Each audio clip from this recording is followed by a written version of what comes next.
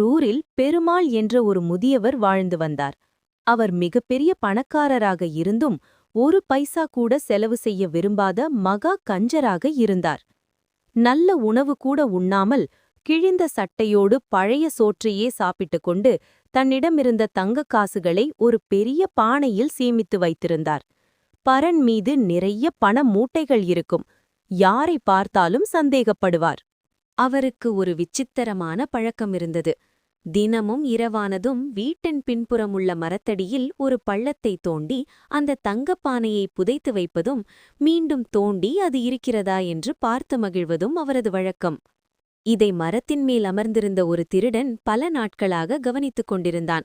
ஒரு நாள் நள்ளிரவில் பெருமாள் ஆழ்ந்த உறக்கத்திலிருந்தபோது அந்த திருடன் சத்தமில்லாமல் வந்து பள்ளத்தை தோண்டி தங்கப்பானையை திருடிக் கொண்டான்.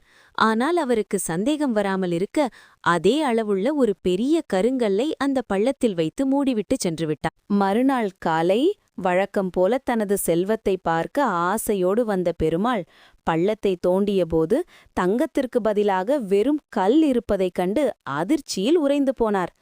ஐயோ, என் தங்கம் போச்சே, என் வாழ்நாளெல்லாம் சேமித்த சொத்து போச்சே என்று தலையில் அடித்துக்கொண்டு கதறி அழுதார். அவரது அலறல் சத்தம் கேட்டு பக்கத்து வீட்டு சிறுவன் ராமு ஓடி வந்தான். தாத்தா, ஏன் அழுகிறீர்கள்? அந்த தங்கத்தை வைத்து நீங்கள் என்ன செய்தீர்கள்? நல்ல உணவு சாப்பிட்டீர்களா? அல்லது யாருக்காவது உதவி செய்தீர்களா? அதற்கு பெருமாள், இல்லை, நான் அதை செலவே செய்ய மாட்டேன், தினமும் அதை பார்த்து ரசிப்பேன் என்று கூறினார். இதைக் கேட்ட ராமு சிரித்துக்கொண்டே, அப்படியானால் மண்ணுக்குள் சும்மா கிடக்கப் போகும் அந்த தங்கம் இருந்தாலென்ன, இந்த கல் இருந்தாலென்ன, இரண்டுமே ஒன்றுதான் தாத்தா, பயன்படுத்தாத செல்வம் குப்பைக்கு சமம் என்று அறிவுரை கூறினான். அப்போதுதான் பெருமாளுக்கு தன் கஞ்சத்தனத்தின் தவறு புரிந்தது. ராமுவின் வார்த்தைகள் பெருமாளின் மனதை மாற்றின. இனி நான் கஞ்சனாக இருக்க மாட்டேன், என் பணத்தை நல்லவற்றுக்கு பயன்படுத்துவேன் என்று உறுதி பூண்டார். உடனே ராமுவும் பெருமாளும் அந்த திருடனை தேட ஆரம்பித்தனர். அப்போது திருடன் அவசரத்திலோ அல்லது இருட்டிலோ சில தங்கக் காசுகளை செல்லும் வழியில் தவறவிட்டிருந்ததை ராமு கவனித்தான். தடயத்தை வைத்துக்கொண்டே சென்ற அவர்கள் ஊருக்கு வெளியே இருந்த ஒரு பாழடைந்த மண்டபத்தில் ஒளிந்திருந்த திருடனை கண்டுபிடித்தனர். ஊர் மக்களின் உதவியோடு திருடனிடமிருந்து மொத்த பணத்தையும் மீட்டனர்.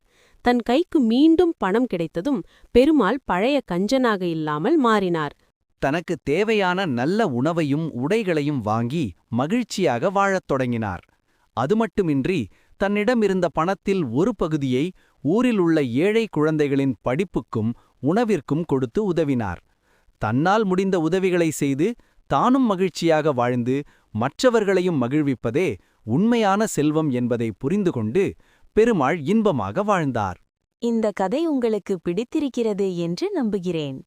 பிடித்திருந்தால் சப்ஸ்கிரைப் பண்ணுங்க, லைக் பண்ணுங்க, கமெண்ட் பண்ணுங்க, ஷேர் பண்ணுங்க.